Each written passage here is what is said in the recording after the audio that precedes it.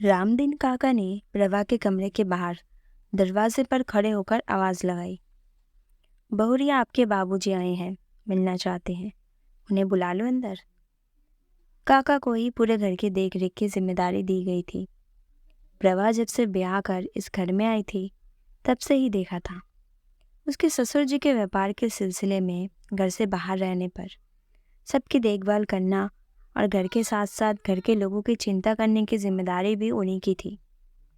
रामदीन काका बुजुर्ग आदमी थे, इसलिए प्रभा भी उनको पिता तुल्य सम्मान देती थी। काका दुलार से प्रभा को बहुरिया कहा करते थे। नहीं, जाकर उनसे कह दीजिए मुझे नहीं मिलना है, वो वापस लौट जाए। बहुरिया जिद मत कीजिए, बेचारे इतनी दूर से कितनी बार आ चुके हैं आपसे मिलने। एक झलक देख तो लीजिए, पिता हैं आपके, कुशल से हम पूछ कर चले जाएंगे। काका, मैं जो कह रही हूँ वह जाकर उनसे कह दीजिए। मेरा उनसे कोई नाता रिश्ता नहीं रहा, उनके लिए मैं मर चुकी हूँ, मरे हुए से कौन मिलता है। भारी पैरों से काका बाहर बरामदे की ओर लौट गए। आज तक वे समझ नहीं पाए थे कि बहुरी अपने पिता से क्यों नहीं मिलना चाहती है। शाम को जब प्रभा दिया बाती लेकर तुलसी चबूतरे पर दिया जलाने घर के बाहर निकली तो काका हाथों में कागज का टुकड़ा लिए पास आकर खड़े हो गए। सफ़ेद रंग की साड़ी पहने प्रभा संध्या के समय हाथ में जलते हुए दिए की लौ में साक्षात देवी लग रही थी। नसीब ने बेवक्त ही उसे वैधव्य का चोला पहनने पर मजबूर कर दिया था।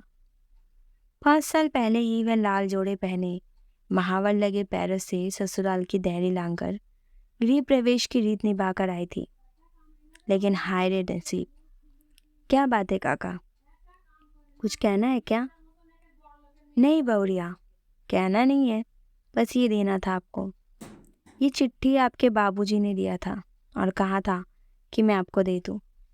प्रमा ने अनमने से काका के हाथों से वह कागज का टुकड़ा ले लिया और अंदर चली गई। पूजा पाठ खत्म हो जाने के बाद वह अपने कमरे में जाकर अंदर से दरवाज़ा सटा लिया और धीरे से कागज के टुकड़े को खोला। पूरे पन्ने में बस 4 लाइन लिखा था। बेटा, माँ बाप ताउम्र बच्चों की गलती माफ़ करते हैं।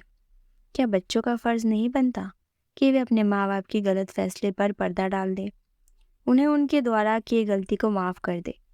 मुझे माफ़ कर दे बेटा, ये बोझ लेकर मैं जी नहीं पाऊँगा।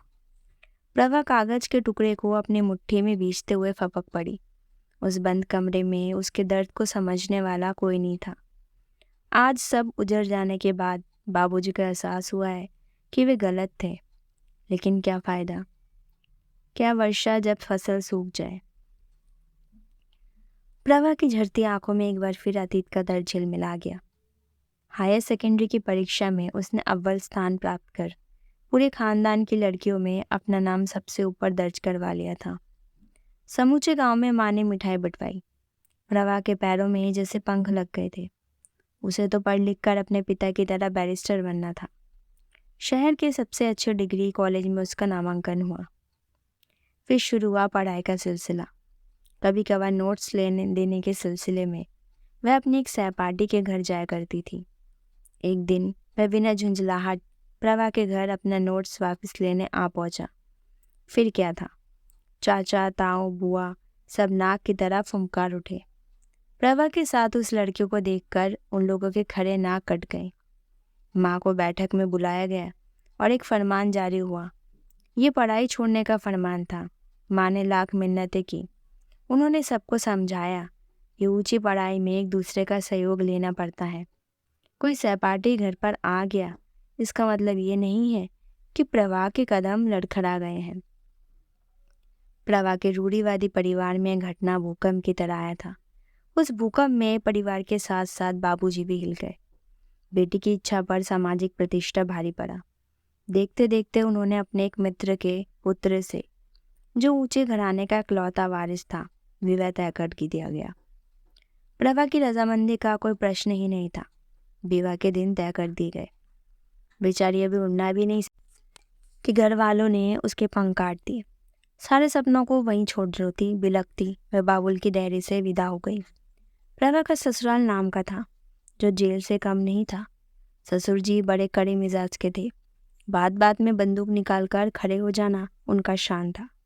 पति के बारे में कुछ ना ही कहा जाए तो ज़्यादा बेहतर है, क्योंकि इकलौते औलाद होने की वजह से वे ज़िद्दी के साथ साथ सारे अवगुणों के धनी थे। गौने के लिए मायका आई प्रभा ने माँ को सबका परिचय बताया। माँ ने किताबों से भरी संदूकची साथ में दे दी और कहा, बेटा ये किताबें ही तुम्हारी सखी हैं, इन्हीं से दोस्ती कर लेना ताकि अकेलापन नहीं खेलेगी। तुम अपनी पढ़ाई पूरी कर लेना। प्रभा बहुत खुश थी कि अब उसे कोई मतलब नहीं कि ससुराल की चार दीवारी कितनी ऊंची है और पति को उसकी कोई कदर नहीं है। वह अपना ध्यान पढ़ने में लगाएगी। उसने पढ़ना शुरू कर दिया, लेकिन पता नहीं कौन सी कलम से प्रभा का नसीब लिखा गया था। नशे में धुत पति ने एक दिन गुस्से में आकर उसकी सारी किताबें और सर्टिफिकेट में माचिस लगा दी। प्रभा रोती बिलखती बच्चों की किताबों को समेटकर संदूक में बंद कर दिया। कुछ ही महीने बाद आपसी रंजिश में दुश्मनों ने पति को कचहरी से लौटते समय गाड़ी में ठोकर मार दी। पैसा पानी की तरह बहाया गया पर वह बच नहीं पाए। इस बार किस्मत ने प्रभा की बची कुची जिंदगी की आस बेखाक कर दी। उस दिन के बाद से वह मुख बधिर बस जिंदगी को बोझ की तरह ढोई जा रही थी। प्रभा ने अंधियारे को गले लगा लिया था। वह किसी से भी नहीं मिलती थी, चाहे वह उसके मायके वाले ही क्यों ना हो। माँ छटपटा कर रह गई कि एक बार बेटी को देख पाती, लेकिन प्रभा ने साफ मना कर दिया गया। अपने आंसू को पोंछते हुए प्रभा ने कांपते हाथों से लोहे की भारी भरकम संदूक को खोला और उसमें से एक थैला निकाला। थैले में कुछ अधजले सर्टिफिकेट थे, जिनको सीने लगाकर वह फूट फूट कर रोने लगी। अनायास उसके मुंह से निकल पड़ा, बाबूजी मैंने तो माफ़ कर दिया। क्या आप अपने आप को माफ़ कर पाएंगे? धन्यवाद।